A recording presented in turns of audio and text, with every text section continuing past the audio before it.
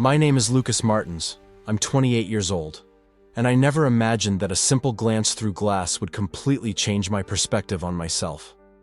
I live in Seattle, in a modern building with glass walls designed to display entire lives. My apartment is minimalist, shades of gray and white, designer furniture chosen with obsessive care.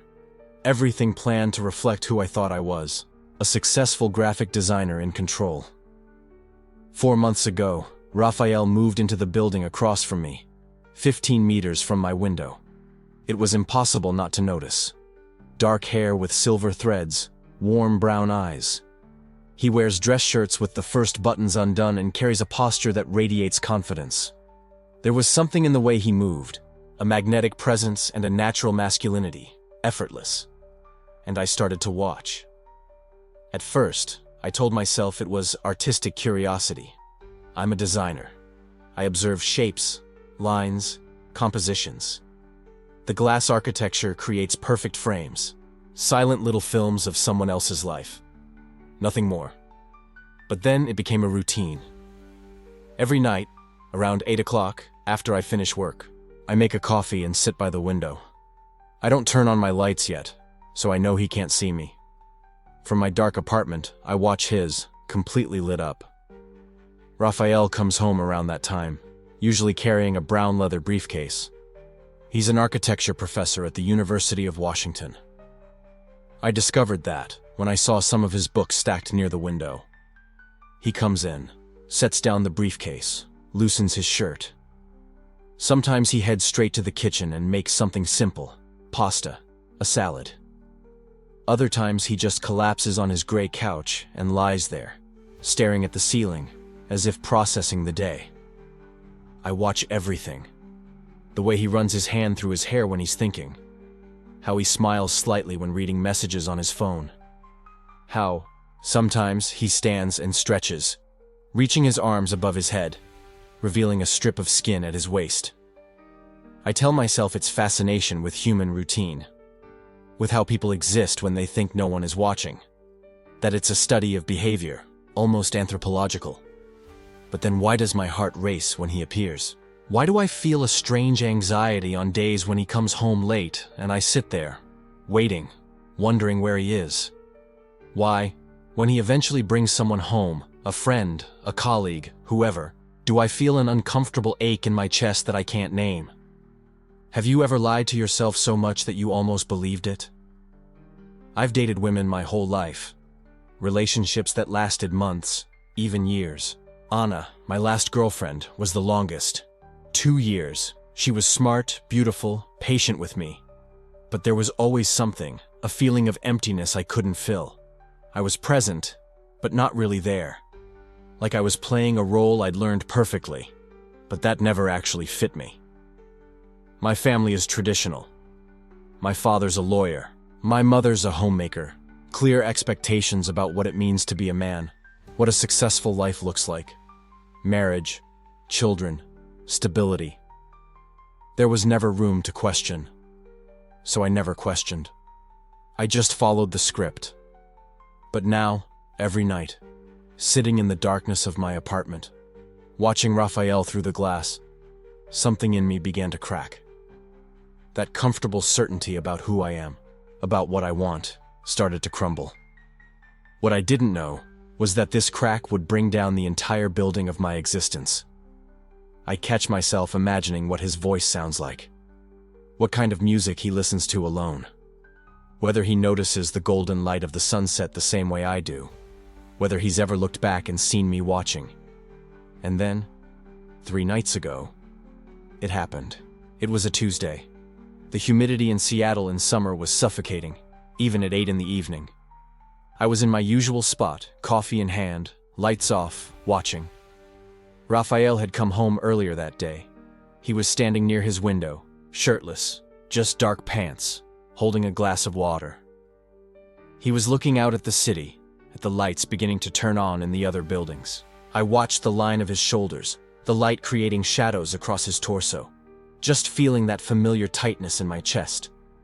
Then he turned his head, directly toward me. Our eyes met through the glass. He didn't look away. I didn't look away. My heart raced and my breath caught.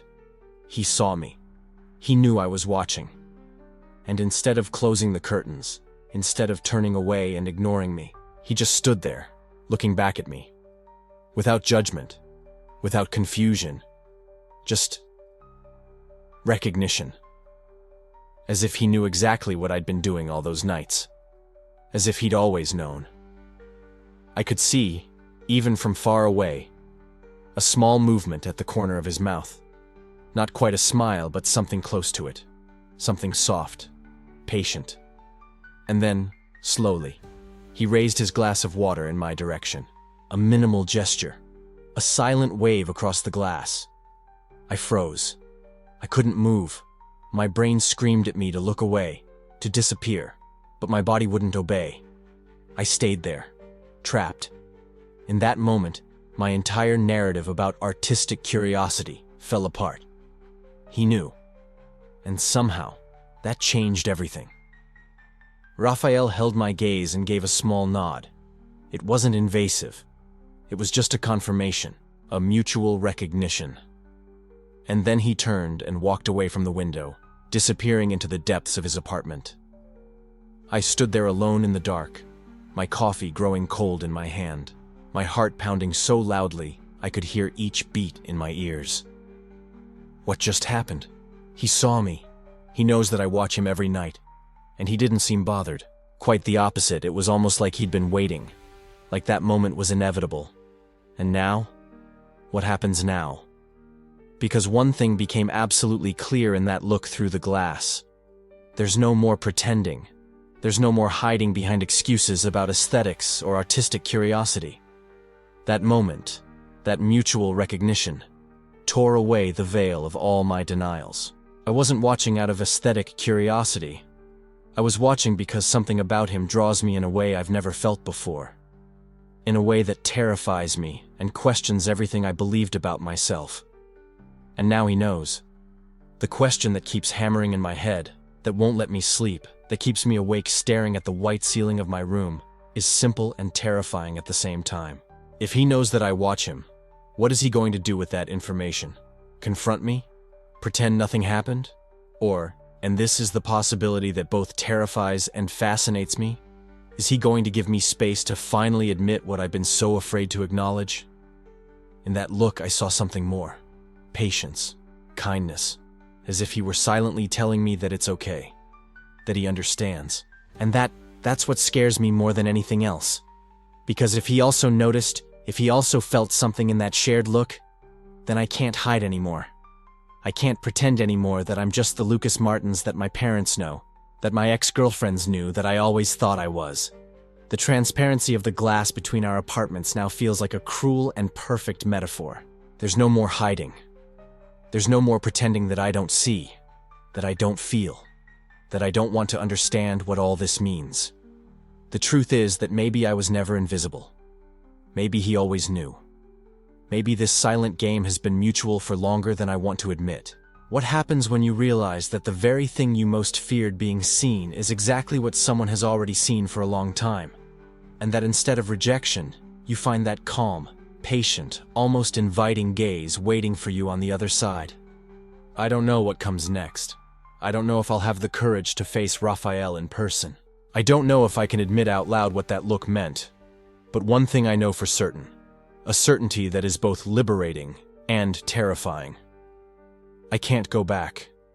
That moment through the glass changed something fundamental. And now, whether I want it to or not, ready or not, I'm going to have to discover who I really am when all the masks fall away. And the question keeping me awake is no longer why I watch him. It's what happens now that he knows. What happens when the glass between two worlds becomes too transparent to hide any truth? I spent 3 days avoiding the rooftop. 3 full days where I completely changed my routine. Before, I'd go up there almost every late afternoon, bring my coffee, spend time looking out at the city. Now I made excuses. Too much work, too tired, needed to call my mom. Anything to keep myself locked in my apartment, away from the possibility of running into Raphael face to face. Because after that look through the glass, after that moment when everything became too transparent to hide, I couldn't pretend anymore that I was just casually observing. He knew, and I knew that he knew, and that changed everything. It was Friday, late afternoon. I tried to work but couldn't concentrate. I decided I needed fresh air. Go downstairs to the coffee shop, grab a croissant, come back. Something safe. I grabbed my key, left the apartment, and called the elevator.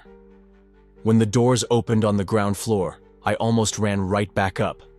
Raphael was standing there in the lobby, looking at his phone, leaning against that marble column near the entrance. Light blue shirt with the sleeves rolled up to his elbows, dark pants, that relaxed posture he always had, like he was comfortable anywhere, in any situation. He looked up when he saw me, and for a second I considered pressing the button to go back up. But it was too late. He'd already seen me. He was already smiling. It wasn't a mocking smile. It wasn't mocking at all. It was genuine. Warm. Like he was genuinely happy to see me. And that somehow was worse. "Lucas, right?" he said, pushing off from the column and putting his phone in his pocket. My name in his voice made my stomach clench. I nodded, not trusting my own voice. "Raphael." He extended his hand. "I think we've been neighbors for a few months now, but we've never formally introduced ourselves." I shook his hand.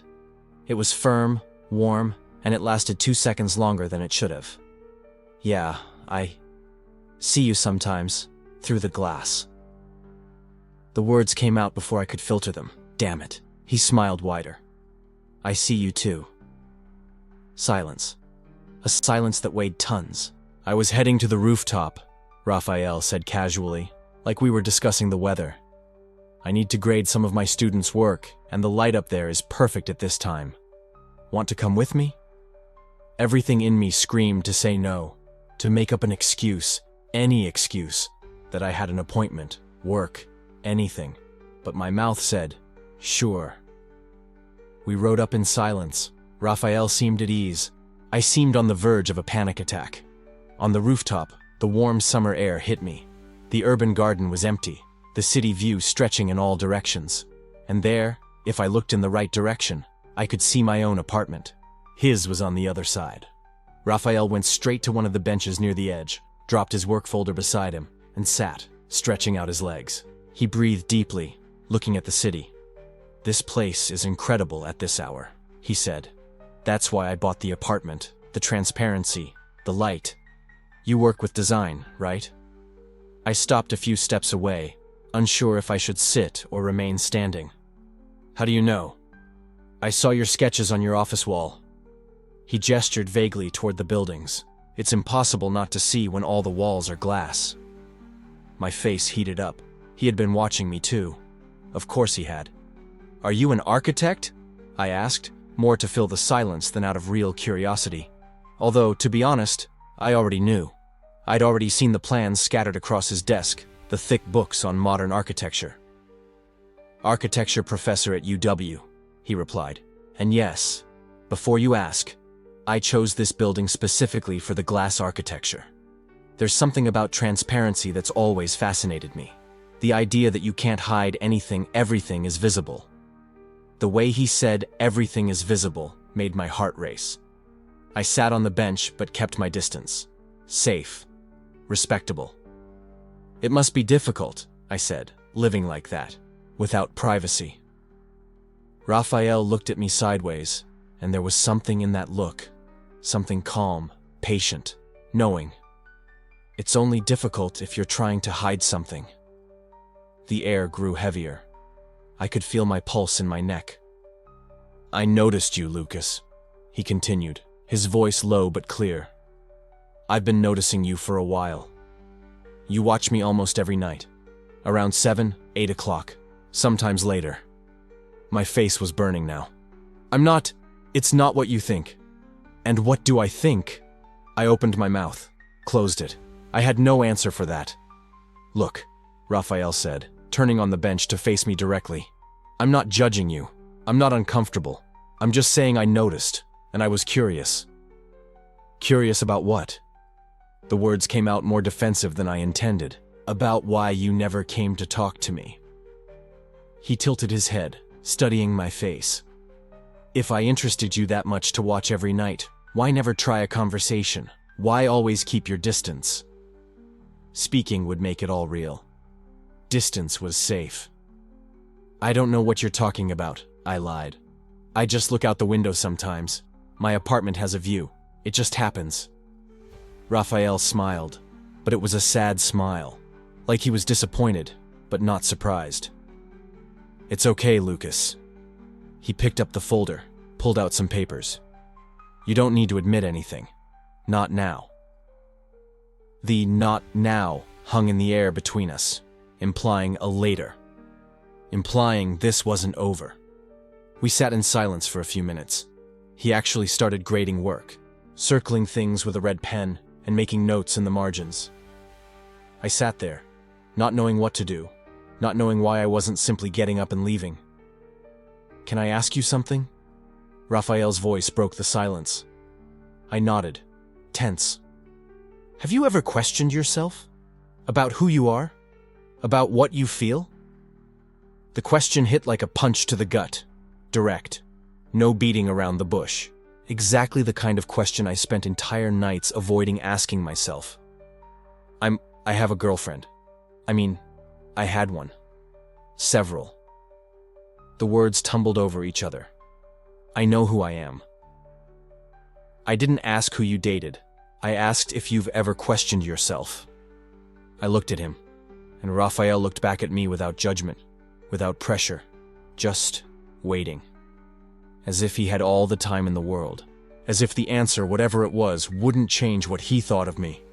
And something in that patience scared me more than any aggressive confrontation could. I need to go. I stood up abruptly. I have work. A deadline. He didn't try to stop me. Just nodded, turning his attention back to the papers.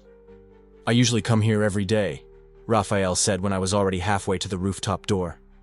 Around this time, when the sun is golden like this, it's the best time of day.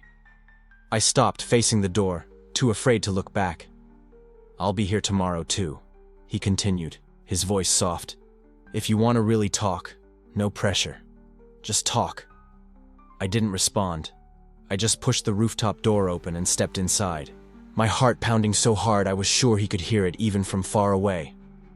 When I got back to my apartment, I went straight to the window, without even thinking, as if my body already knew the way by heart. It took about 15 minutes before Raphael appeared on the terrace again, probably finishing grading the work before heading down. I could see his silhouette against the orange sunset sky, leaning against the railing, looking at the city. And then he looked toward my building, toward my window. I stepped back, but not fast enough.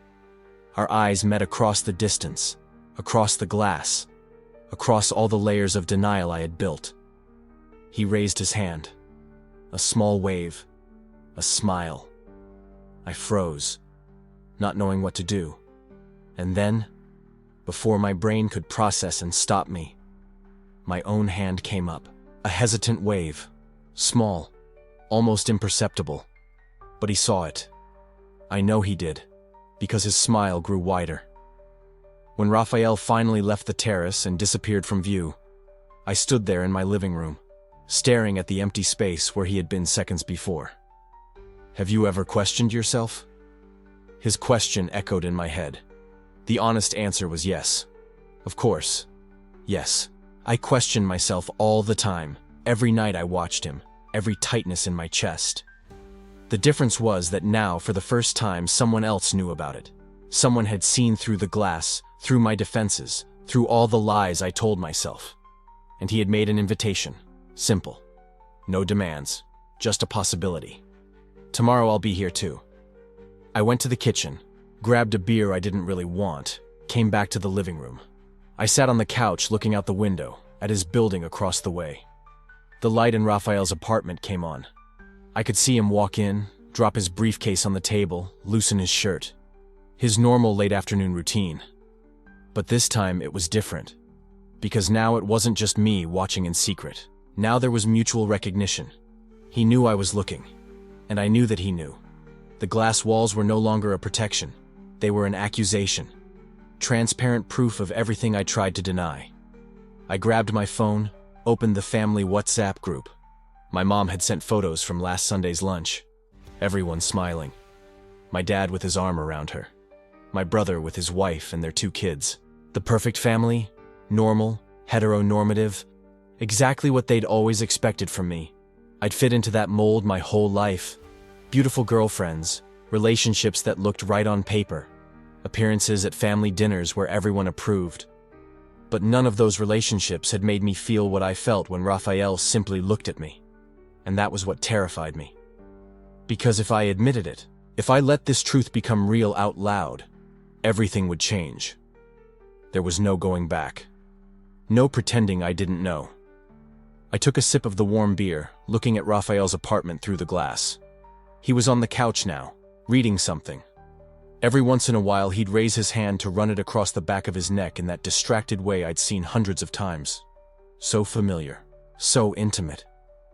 Even with 15 meters and 2 glass walls between us. Tomorrow I'll be here too. The question wasn't whether Raphael would be there. I knew he would be. He'd said so. The real question, the one keeping me awake as night fell over Porto Alegre and the city lights began to shine, was something else. Would I have the courage to show up? Would I have the courage to walk through that door, take that elevator, sit on that bench, and have a real conversation? Without the safe distance of the glass, without the excuse that it was just casual observation, just me and Raphael, and all the questions I'd spent my whole life avoiding. I looked at my own reflection in the window glass. Lucas Martins, 28 years old, graphic designer, exemplary son, respectable ex-boyfriend of at least 4 different women. And now, the guy who'd been obsessively watching the gay neighbor through the window? The guy whose stomach flipped whenever that neighbor smiled at him. The guy who just waved back even knowing that simple gesture meant something. It meant I wasn't as invisible as I wanted to be.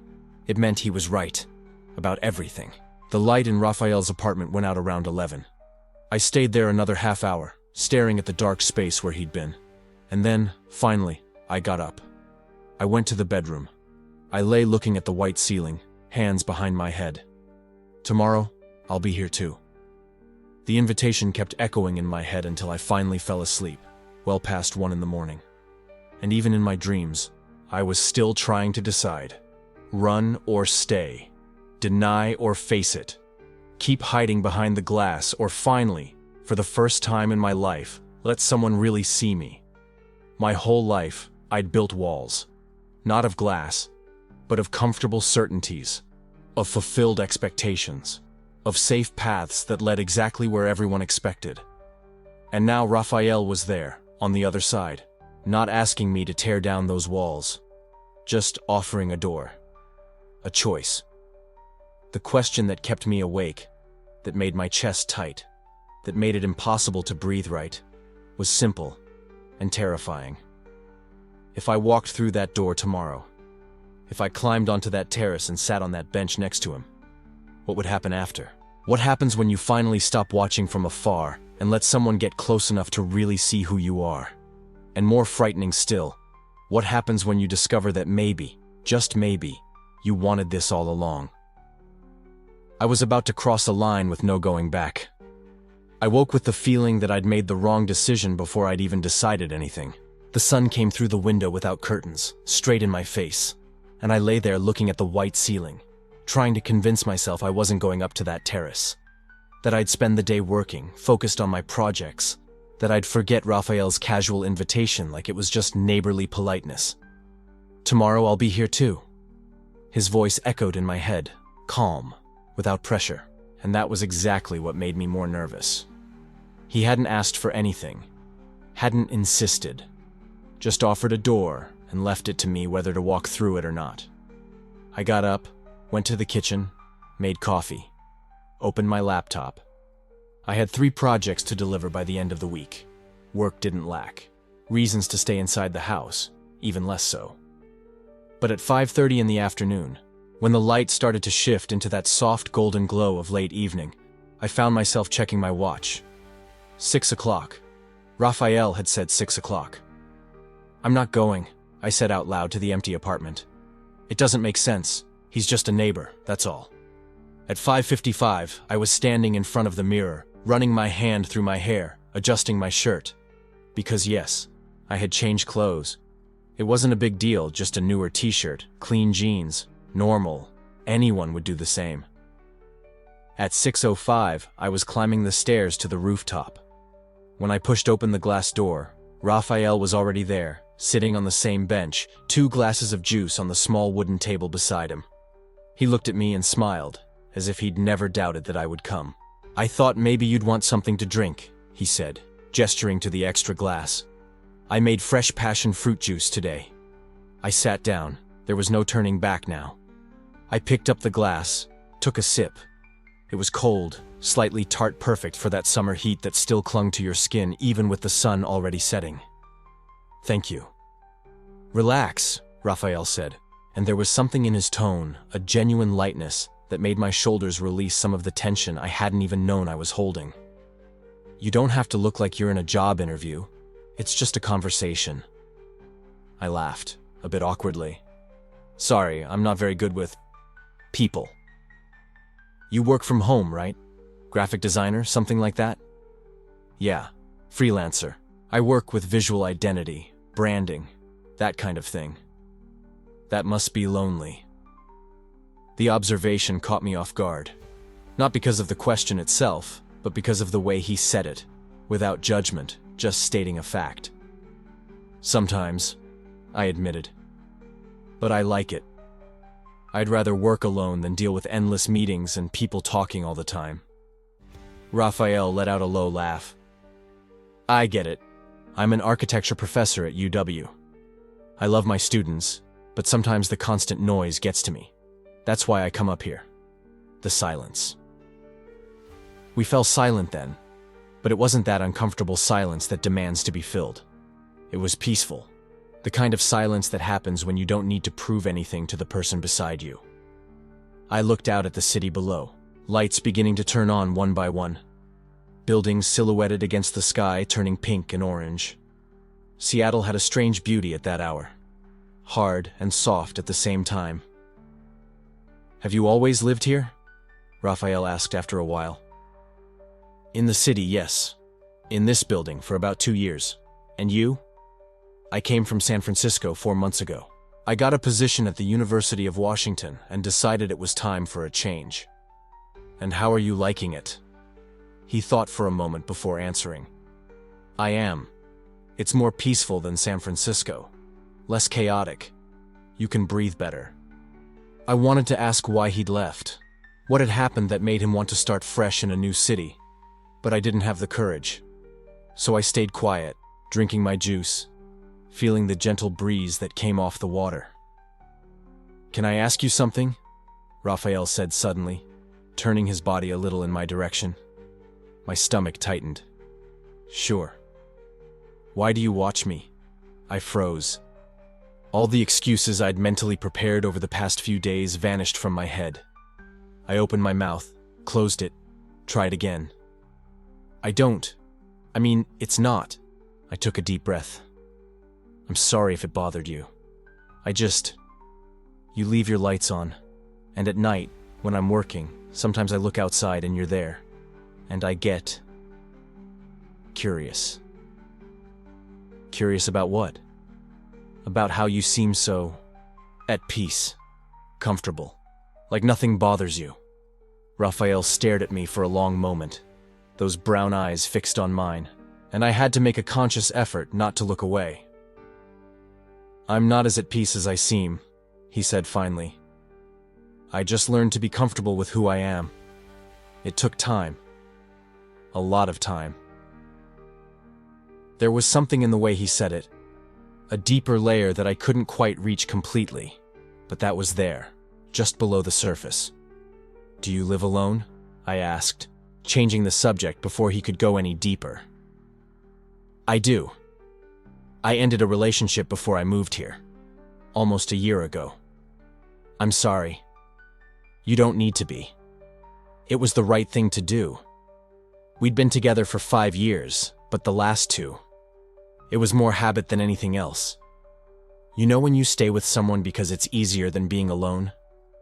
I knew exactly what he was talking about. I'd spent 3 years with Mariana, my last girlfriend, in a relationship that was safe and predictable and completely empty. We'd broken up 6 months ago, and what scared me most was that I'd barely missed her. "Yeah, I know," I replied, my voice coming out quieter than I intended. "Are you seeing anyone?" "No. I ended a relationship too, a while ago." "With a woman?"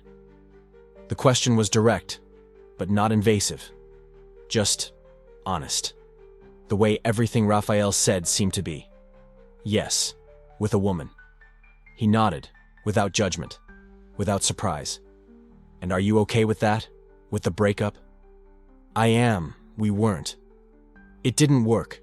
She deserved someone who was really present, and I wasn't. Why? I could have lied. Dodged it. Changed the subject again. But there was something in the way Raphael looked at me, without expectation, without rush, that made it seem like maybe I didn't need to lie. Because it always seemed like something was missing. I don't know how to explain it properly. She was incredible.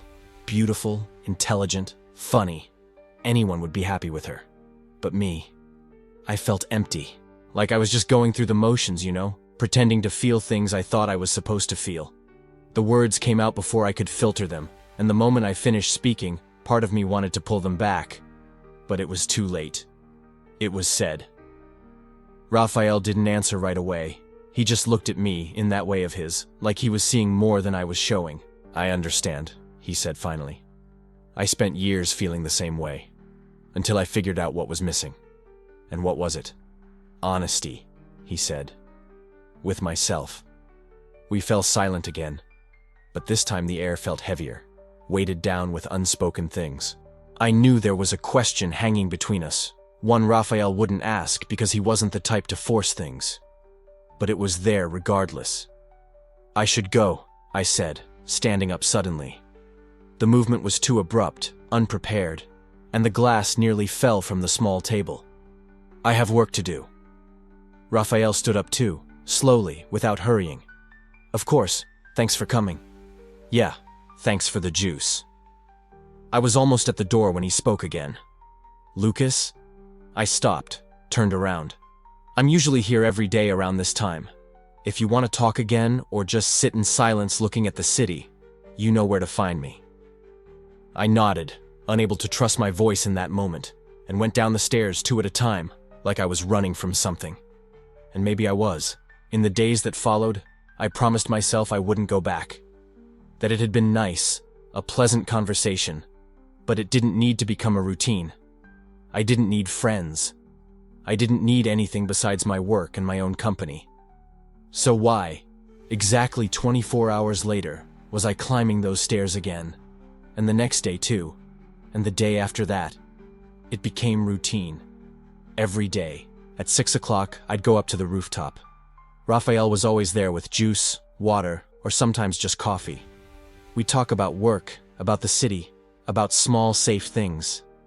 But sometimes, when the conversation deepened, when the silence stretched too long, I'd feel that pressure in my chest again, like I was on the edge of something big and frightening that I didn't want to name.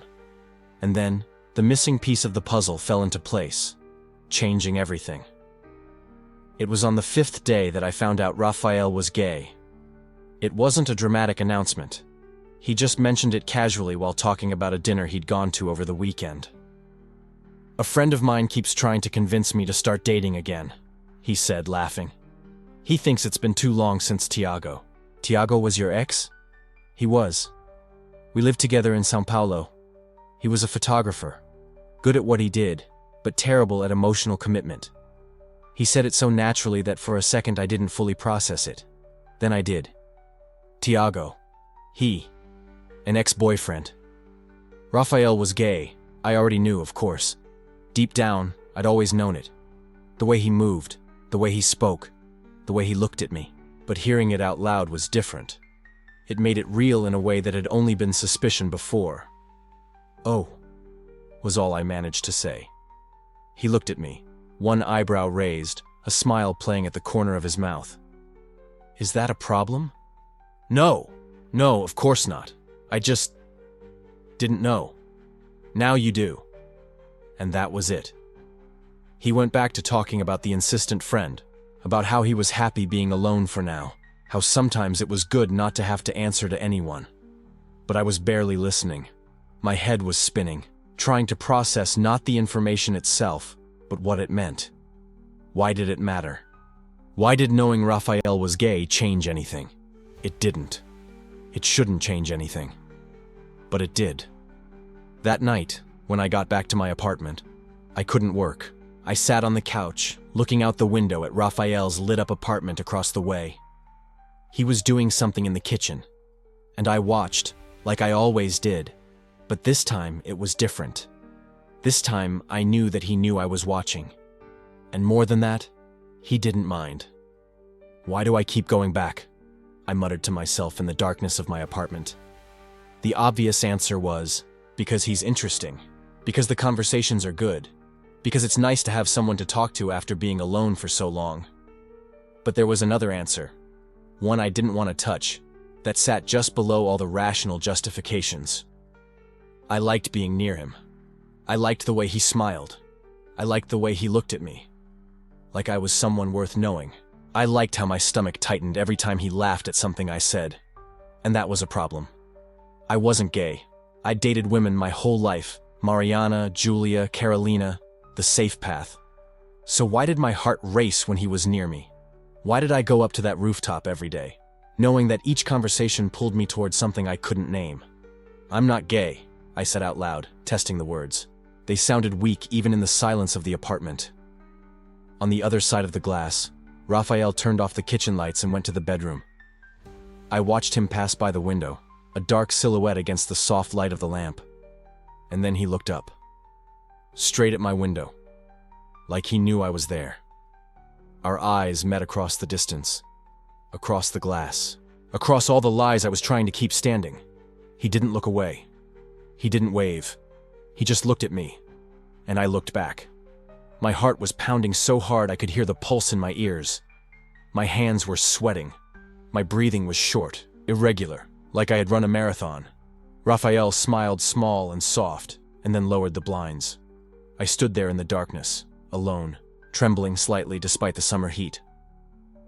I'm not gay, I repeated, more quietly this time.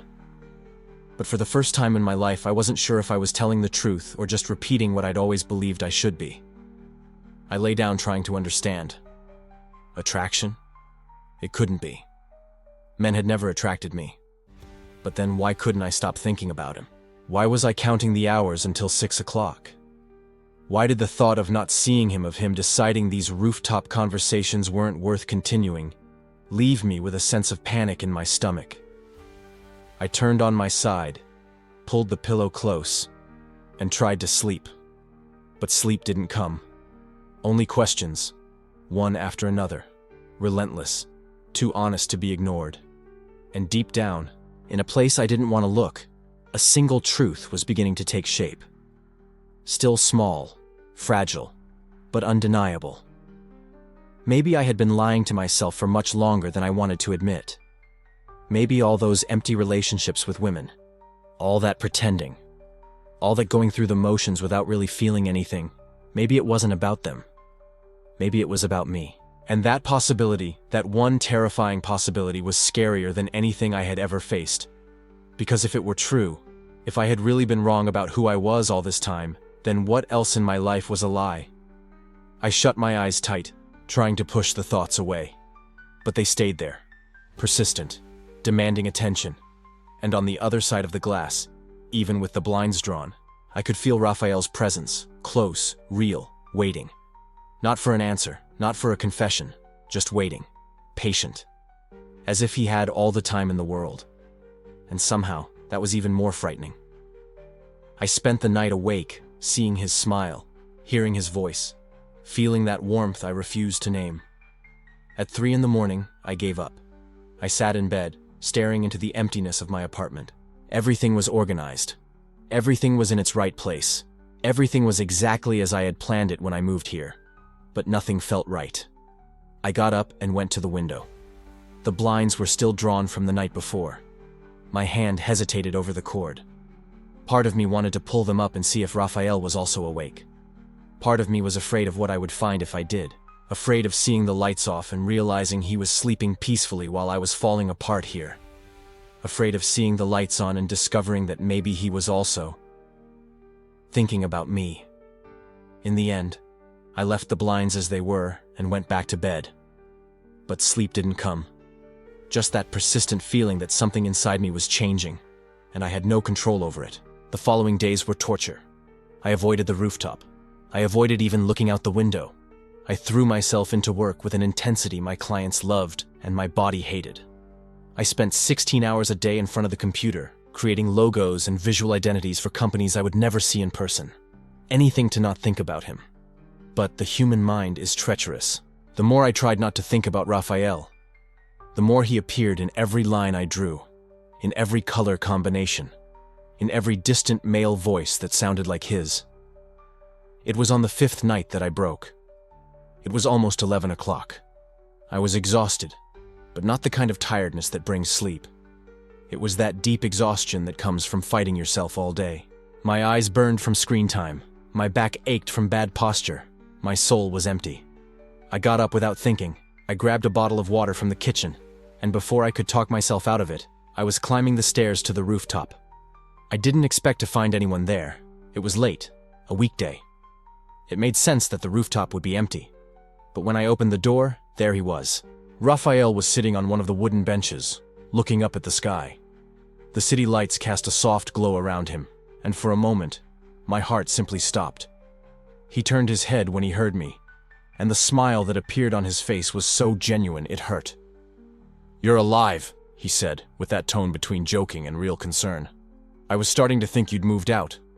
I've just been busy. Work." Raphael nodded, but his eyes said he knew it was a lie. He patted the bench beside him. "Sit. The stars are beautiful tonight." My body moved before my mind could protest. I sat beside him, leaving a safe distance. Not too close, not too far, just enough to breathe without smelling his cologne.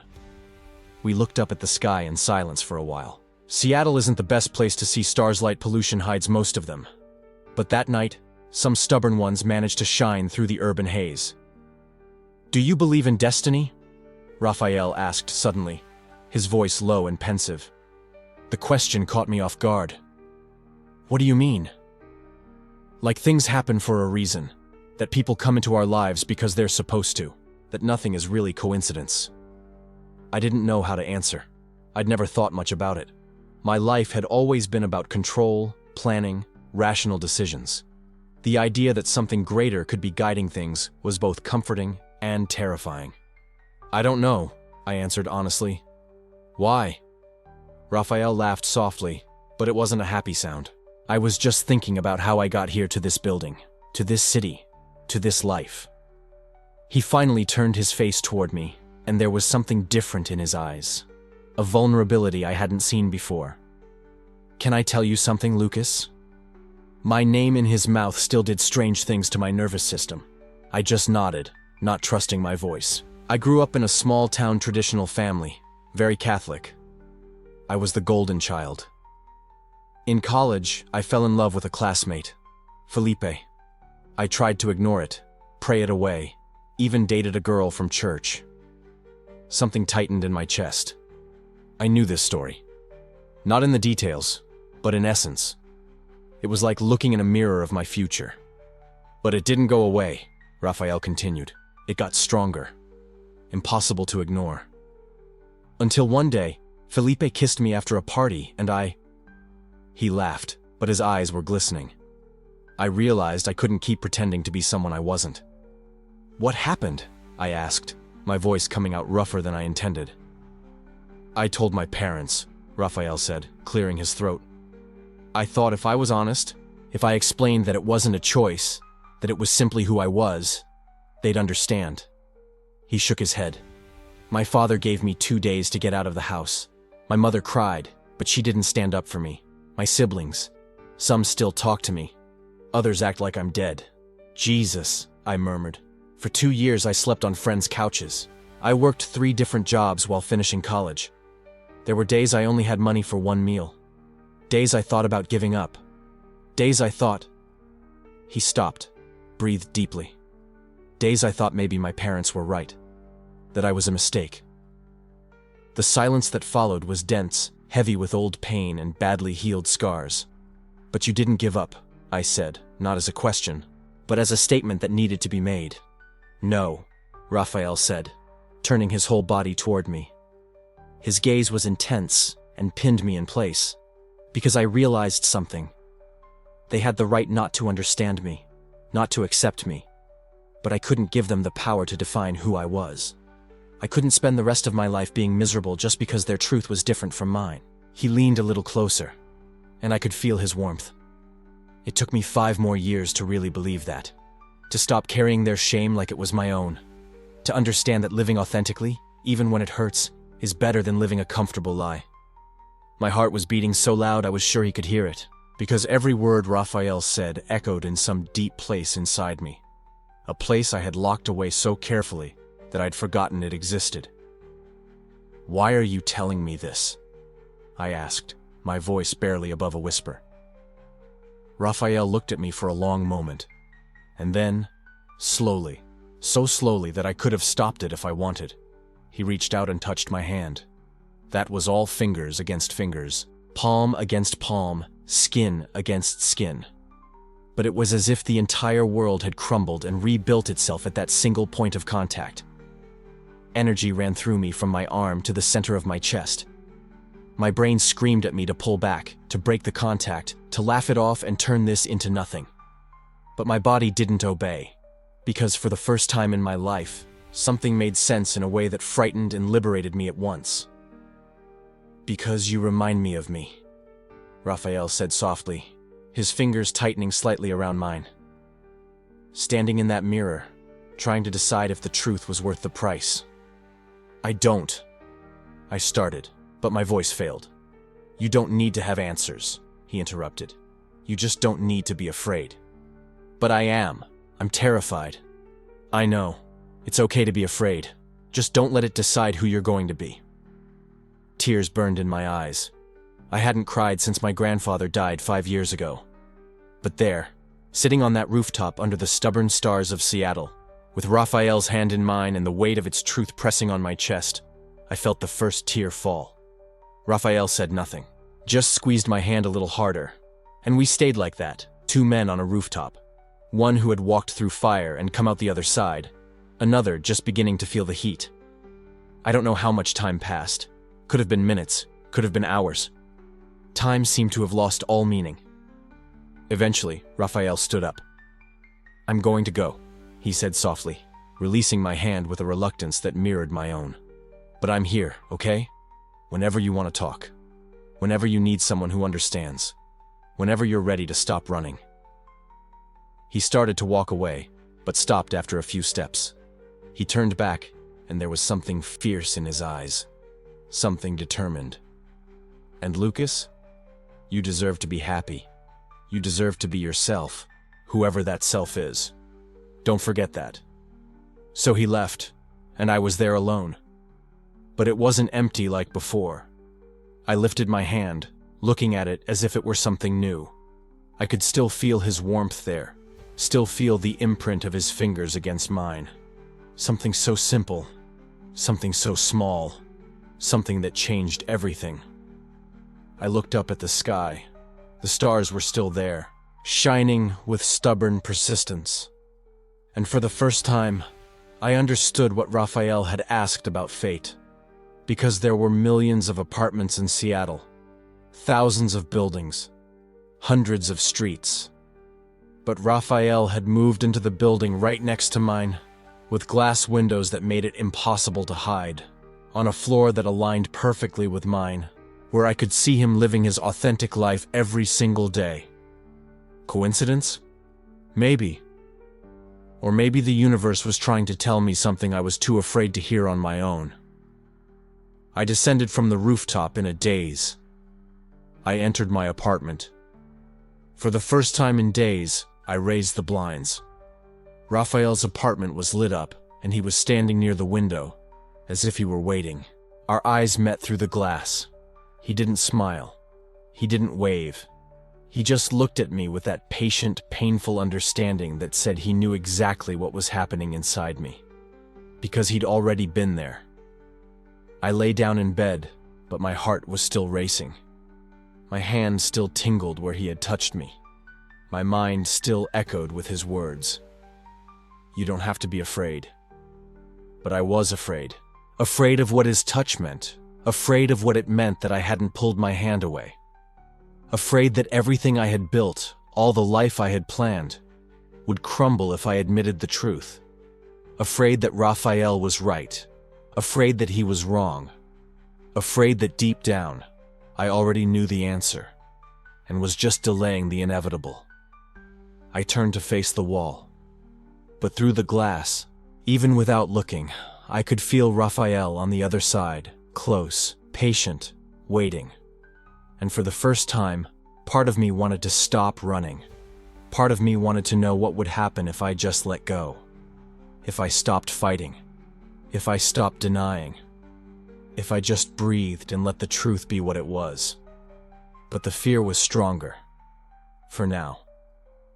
I closed my eyes, and the last thing I felt before sleep finally came was the memory of his touch on my hand.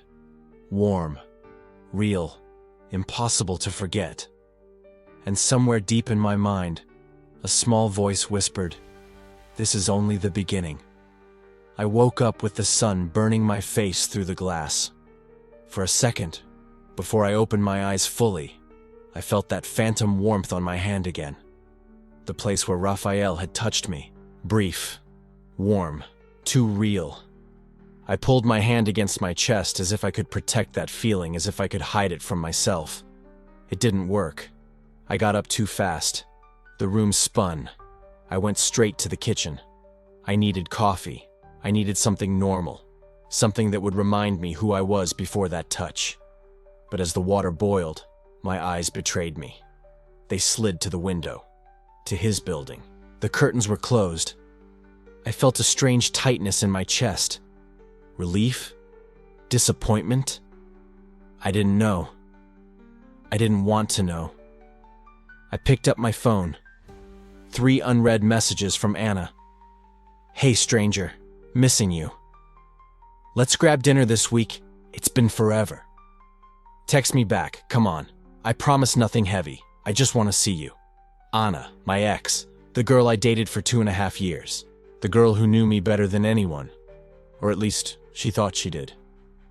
We broke up 6 months ago in that friendly way that everyone calls mature but is really just empty. She wanted more. I couldn't give it. Simple as that. I looked at the messages. I looked at Raphael's closed curtains. And before I could think about it too much, I texted, "Tonight? You pick the place." The response came in seconds. "Really? I'm so happy. 8 p.m., that Italian place you like. Kiss." I locked my phone and took a deep breath. This was normal. This was safe. Dinner with Anna. A person who made sense in my life. Not that man on the other side of the glass who looked at me like he could read every lie I told myself. I spent the whole day avoiding the balcony, avoiding the windows. I closed every curtain in the apartment for the first time in months. The light turned strange, yellowish, suffocating. But at least I couldn't see outside. And he couldn't see in. I worked. Or tried to. I sat in front of the computer moving pixels from one side to the other with no real purpose. A logo that didn't need fixing. Colors that were already perfect. Anything to keep my mind occupied. But every few minutes, my hand would stop. And I would feel it again. That touch. At 7 o'clock, I took a shower that lasted too long. I chose a shirt that Anna always said she liked. Light blue, pressed, safe. I looked at myself in the mirror and practiced a smile. Even to me, it looked fake. The restaurant was downtown, a cozy Italian trattoria with soft lighting and candles on the tables. The kind of place where couples go for important conversations or reconciliations. Anna was already there when I arrived. Hair down, red dress, huge smile. She stood up and hugged me tight, and I caught her perfume, that same floral sweet scent as always. It should have been comforting. It should have made me feel at home, but it only made me feel more lost. We sat down. She talked. A lot. About the new job, about her sister getting married, about a trip she was planning for the end of the year. I nodded, smiled at the right moments, asked questions when the silences got long. But I wasn't there. My mind was on a rooftop, under the stars, with a warm hand holding mine. "Lucas?" I blinked. Anna was looking at me with her head slightly tilted, that expression she always made when she knew I'd zoned out. "Sorry, work. It's been intense." She smiled, but the smile didn't reach her eyes. "You always say that. Because it's true. Or because you don't want to talk about what you're really thinking." I froze. "Anna, it's fine." She held up her hands in surrender, but there was something sad in her voice. "I won't push. I just miss when you were actually here, you know?" I opened my mouth to respond, but the words died in my throat, because at that exact moment, through the restaurant window, I saw him. Raphael. He was across the street, standing on the sidewalk, looking straight at me. The world slowed down. Our eyes met through the glass, and for an endless second, everything else disappeared. Anna, the restaurant, the sounds, everything. Just him. Seeing me. Knowing me. And then he looked away, shoved his hands in his pockets, and walked on, disappearing around the corner. "Lucas, are you okay? You look pale." I came back to the table, to Anna, to reality. "I'm fine. I just thought I saw someone I know." She looked toward the window, but Raphael was already gone. "Someone important?" The question weighed more than it should have. No, nobody. The lie tasted bitter. The rest of dinner was torture. Anna tried. God, she tried. She told funny stories, touched my hand across the table, suggested we have wine at my place like old times. And I, coward that I am, agreed. Because it was easier than being alone with my thoughts. Easier than facing what that look through the glass had meant. We went back to my building by Uber. Anna talked the whole time. I looked out the window, searching unconsciously for a familiar silhouette in the streets. In the elevator, she moved closer, put her hand on my arm. "I missed you, you know? We were really good together." "Were," I agreed. Past tense. She didn't seem to notice. I opened the apartment door and turned on the lights. Anna walked in like she'd never left, went straight to the kitchen for wine glasses while I stood in the living room, staring at the closed curtains. "Since when do you close the curtains?" She appeared with 2 glasses in her hand, frowning. "You always loved this view. Just a change in mood." She shrugged and went to the couch, patting the spot next to her. I sat, accepted the glass, and drank without tasting it. Anna nestled against me, fitting into my shoulder in that familiar way, and started talking about a movie she'd seen. I murmured automatic responses, but my eyes were on the window, on the curtains, on the space between the buildings I knew was there even without seeing it. And then, a movement. A light turned on across the way. Through the smallest gap between the curtains, I could see his apartment. And him. Raphael was on his balcony, looking directly at my window. He couldn't see me with the curtains closed, but I could see the expression on his face through that thin crack. Sadness, knowledge, disappointment. Like he knew exactly what was happening in here. Like he could see through the curtains, through the walls, through all the lies I was building. Anna said something funny and laughed. She squeezed my hand, and Raphael saw me not react, saw me frozen, saw me trapped. He shook his head slowly. It wasn't judgment. It was worse than that. It was understanding, pity. He knew I was destroying myself, and there was nothing he could do but watch. He turned and went inside. and the light went out. And I stayed there, in the dark, with a woman I didn't love leaning against my shoulder, feeling my chest tighten until I couldn't breathe right. "Lucas?" Anna pulled back, looking at my face. "Seriously, what's going on? You're acting strange." "Sorry," my voice came out hoarse. I don't think I'm feeling well. Maybe it's better if..." She understood before I finished. I saw the hurt in her eyes, but also relief, because she knew. Deep down, she always knew something was wrong with me, with us. "It's okay." She stood up, grabbed her purse. I should go." I walked her to the door. She turned before leaving. "I hope you find what you're looking for, Lucas. I really do." She touched my face tenderly. "But I don't think it's me." "Anna, you don't need to explain." A sad smile. "Take care of yourself, okay?" And she left. I closed the door and stood there, leaning against the wood, breathing deeply, trying to make sense of the chaos in my head. I thought I'd escaped. I was wrong. My phone buzzed. A message. Unknown number, but I knew who it was before I even opened it. "Come to the balcony, now." 3 words, simple, direct. My heart raced. I could ignore it. I could pretend I didn't see it. I could go to sleep and wake up tomorrow and keep living this comfortable lie. But my feet were already moving. I crossed the apartment, opened the balcony door. The night air hit my face, warm and heavy. Raphael was already there, on his balcony, 15 meters away. But it felt like so much less. He looked at me, not smiling, without that gentle patience he always had. "You can't keep doing this," he said, a low voice but clear through the silence of the night. "Doing what?" "Lying to yourself." He took a step closer to the railing. "I see you, Lucas. Every day. Every night. I see you looking at me. I see you fighting against something that should be simple.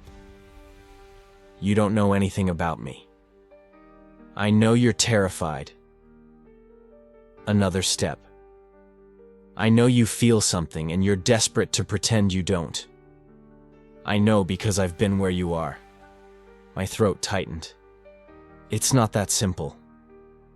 "I know it's not simple." His voice grew softer, but hiding doesn't make it easier. It just makes it lonelier. "I'm not hiding anything." "No?" He pointed back toward my apartment. "Then why did you invite your ex over today? Why did you close all the curtains?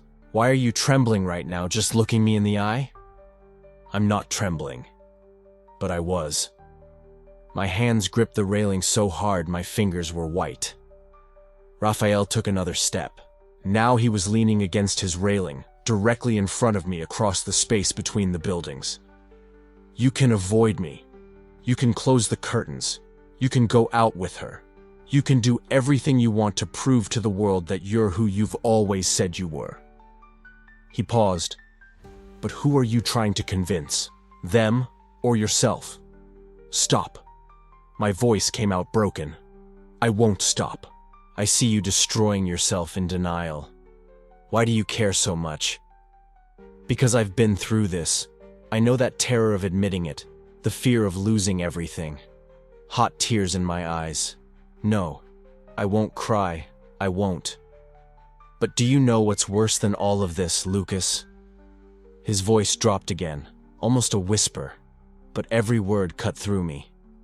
"Worse than the fear, worse than the judgment, worse than anything you're imagining?" I couldn't answer. "It's looking back 10 years from now and realizing you wasted your entire life living someone else's truth. It's waking up old and alone and understanding that you were never honest with yourself." My chest was too tight. I couldn't breathe right. "Stop lying to yourself." Each word deliberate, firm. "I see you. The question is, when are you going to see yourself?" Silence. Just the sound of wind between the buildings. Traffic down below. My heart hammering against my ribs. I don't know how, I whispered. He closed his eyes for a moment. When he opened them again, there was something gentle there, understanding. Start by being honest about what you feel, even if it's just to yourself, even if it's scary. What if I don't know what I feel? You do. He smiled, sad, tired. You've always known. You're just afraid to admit it. I stood there, frozen, every part of me screaming to run, to close the door, to go back inside and pretend this conversation never happened. But I couldn't move, because he was right, every word. Right. I can't, I finally managed to say. Raphael nodded slowly. It wasn't surprise, it was acceptance. Then I can't keep doing this. He stepped away from the railing. I can't stay here watching you destroy yourself while I wait for you to decide to be honest. It's not fair. Not to me, not to you. Panic. What? What are you saying? I'm saying you need to decide, not for me. For you. He was already at his balcony door. When you're ready to be honest with yourself, you know where to find me. But until then, I need distance. Raphael. But he'd already gone inside. The door closed, the curtains shut, and I was left alone on the balcony. My chest exploding, tears finally streaming down, hands shaking. I stumbled inside, closed the door, leaned against it. The apartment was in absolute silence. Dark, empty. I walked to the hallway mirror. I forced myself to look. Red eyes, pale face, destroyed expression. And finally, I let the question come. The question I'd been avoiding for months. For years, maybe. Who are you really, Lucas? My reflection didn't answer. But deep down, in that place I'd spent so long trying to ignore, I already knew the answer. I was just too terrified to say it out loud. I slid down to the floor, my back against the wall, staring at my distorted reflection in the dark glass of the window. And for the first time, I couldn't run from myself anymore. Not even in the dark. I spent the entire night on the floor, sitting with my back against the wall, staring into the emptiness of my apartment. Raphael's words still echoing in my head. Stop lying to yourself, Lucas. I see you. The question is, when are you going to see yourself? When the light of dawn began filtering through the glass windows, painting everything in gold, I was still there, exhausted, empty, and strangely relieved, because for the first time in 28 years, I stopped running. I looked at Raphael's apartment. His curtains were open, like always, but this time, there was no one there. The space was empty, silent. He'd probably already left for work. It was Tuesday, class day at the university, and suddenly, the idea of not seeing him terrified me more than admitting the truth. I pulled myself up off the floor, my legs numb, my body aching. I hadn't slept. I hadn't eaten. I could barely think straight, but one thing was absolutely clear. I needed to talk to him. Not tomorrow. Not when I felt ready. Now. I staggered across my apartment, grabbed my keys, and headed out into the hallway. My heart was pounding so hard I could hear it in my ears. I ran down the stairs, crossed the inner garden that separated our buildings, and climbed up to his floor. I was almost at the hallway when I saw him. Raphael was standing in front of his apartment door, his work folder tucked under his arm, keys in hand. He hadn't seen me yet. He was distracted, tapping on his phone. I stopped in the middle of the hallway, breathless. And then he looked up. Our eyes met, and the world seemed to stop. He didn't say anything. He just looked at me with that calm, patient expression I knew so well. But there was something different there. A sadness. A resignation. As if he were preparing himself to watch me run away again. I didn't run. I walked toward him. Slowly. Each step felt like it weighed a ton. When I got close enough to see the small marks of exhaustion around his eyes, I stopped. And then, for the first time in my life, I told the truth. I don't know what I am. My voice came out hoarse, broken. But I kept going. I don't know what this means. I don't know if there's even a name for what I feel. I don't know how to explain it to my family, my friends, myself. The words came tumbling out now, as if they'd been trapped for far too long. But I can't stop thinking about you. When I see you, everything in me comes alive. When you smile, I want to be the reason, and I'm completely terrified. Silence. Raphael didn't move. He just kept looking at me, those warm brown eyes fixed on mine. I felt tears burn, but I didn't let them fall. Not yet. I'm sorry, I said, for running away, for lying, for dragging Anna into all of this, for being a coward. Lucas. His voice was soft, but firm. He took a step toward me, and suddenly we were so close I could feel his warmth. You don't need to have all the answers today. He let the folder drop to the hallway floor and raised his hand, hesitant, as if giving me time to step back. But I didn't step back. He touched my face, wiping away a tear. You just need to stop running. I opened my eyes. He was close, his lips trembling slightly. He was scared too. And suddenly, I realized something important. He was terrified too. Not of me, not of the truth, but of losing me before he even had me. I don't know how to do this, I admitted. My voice was a whisper now. I don't know how to be this. Raphael smiled, that small, gentle smile that completely disarmed me.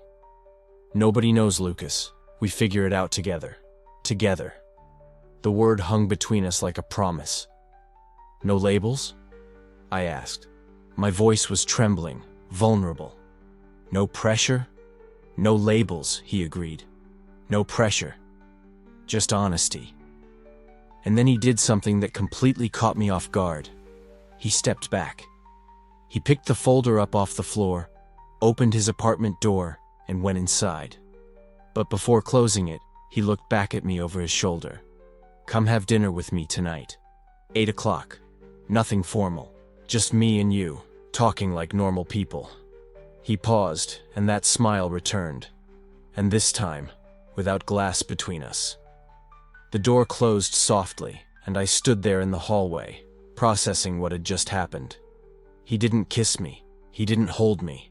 He didn't make any big dramatic gesture. He just gave me space, and an invitation. And somehow, that meant more than anything else could have. I walked back to my apartment in a daze. My legs were still trembling, but it was different now.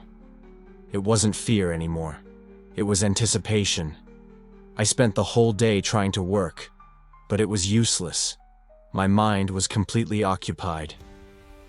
I replayed the hallway conversation at least 50 times. Every word, every look, every tiny detail. You just need to stop running. I looked out the window. Raphael's apartment was empty during the day, like always. But now, for the first time, I wasn't just watching. I was waiting. When the clock hit 7:30, I'd already changed clothes 3 times. Nothing felt right. Too formal. Too casual. Too trying to impress. I ended up going back to my first choice. Dark jeans, a simple white t-shirt, and the leather jacket I rarely wore. In the mirror, I barely recognized myself. Not because I looked physically different, but because for the first time in years I wasn't pretending. At 8 o'clock sharp, I crossed the inner garden again. This time I wasn't running. I walked slowly, deliberately, feeling every step. When I got to his door, I took a deep breath and knocked. The door opened almost immediately. Raphael was there in jeans and a white shirt with the sleeves rolled up to his elbows. His apartment behind him was lit by soft candlelight, and something delicious smelled from the kitchen. Punctual, he said, smiling. I like that. I tried to smile back, but my heart was racing so fast I could barely breathe. He stepped aside, making room for me to enter, and then I walked through the door. For the first time, I was on the other side of the glass. His apartment was surprisingly welcoming. Books stacked on every available surface, plants on the windowsills, architectural drawings hanging on the walls, soft jazz playing somewhere. It was so different from my minimalist, controlled space. It was alive. "Sit," he said, gesturing toward the couch. "Wine? Please." He disappeared into the kitchen, and I sat down, trying not to look as nervous as I felt.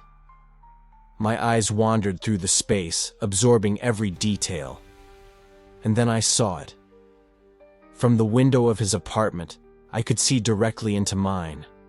My gray couch, my work desk, the chair where I sat every night watching. He could see me all the time, just as I saw him. Interesting, right? Raphael's voice came from behind me.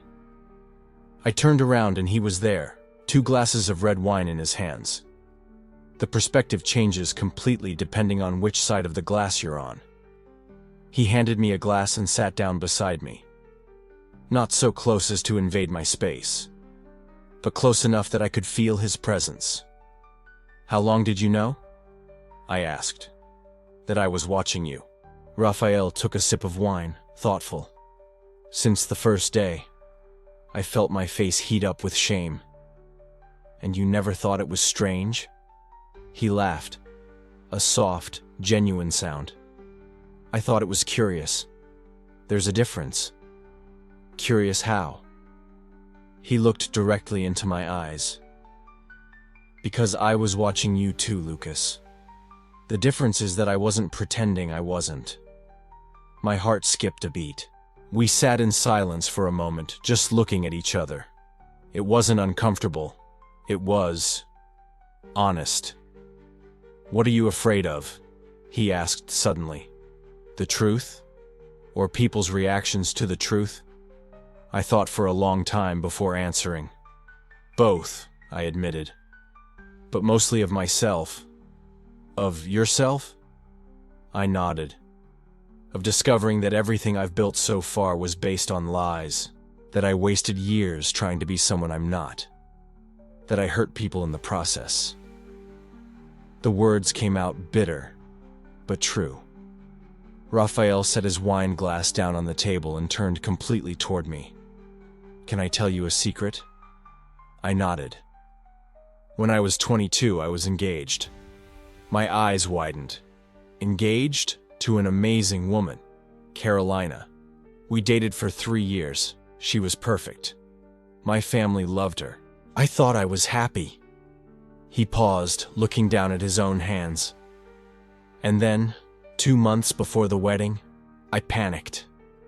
Not because I didn't like her, but because I realized I was marrying the expectation, not the love. "What did you do?" I canceled everything. Told the truth. To her, to my family, to myself. It was the worst month of my life.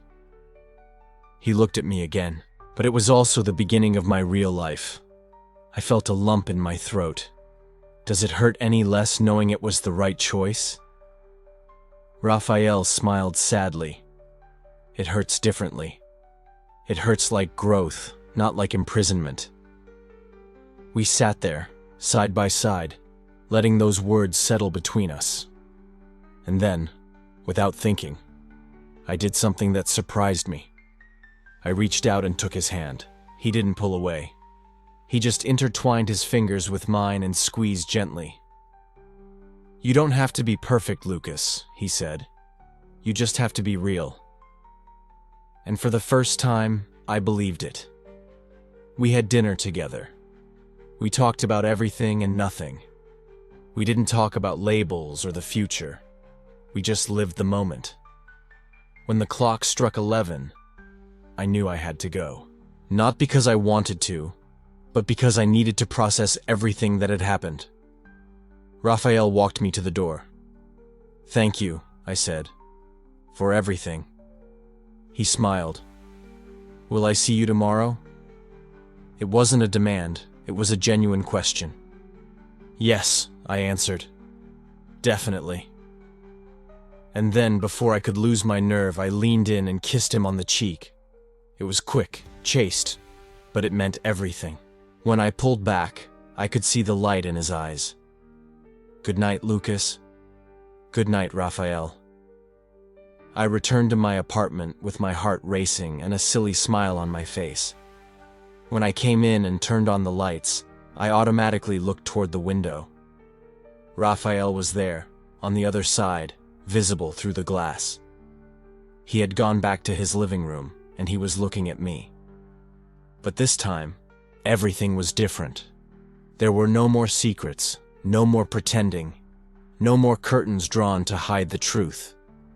He picked up the coffee cup that was on the table and held it up in my direction, like a silent toast. I picked up my water bottle and did the same. On the other side of the glass, separated by 15 meters of air and light, we smiled at each other. Small smiles, genuine, real. And for the first time in my life, I understood what Raphael had said about glass walls. They don't exist to hide us. They exist to show us the truth. I spent years looking through the glass, wishing for something I couldn't name. Now I know. It wasn't his life I wanted, but his courage. The freedom to be who he was. And maybe I was beginning to find that in myself. I don't have all the answers. I don't know what I'm going to tell my family. I don't know what tomorrow will be like, or next week, or next year. But I know one thing. I'm going to stop running, and I'm going to start living on the right side of the glass. The side where truth doesn't have to hide. The side where I can finally be seen. Not as the version I thought I should be, but as the person I really am. And maybe, in the end, that's enough. On the other side of the glass, Raphael smiled at me, and I smiled back. No masks, no lies. Just me.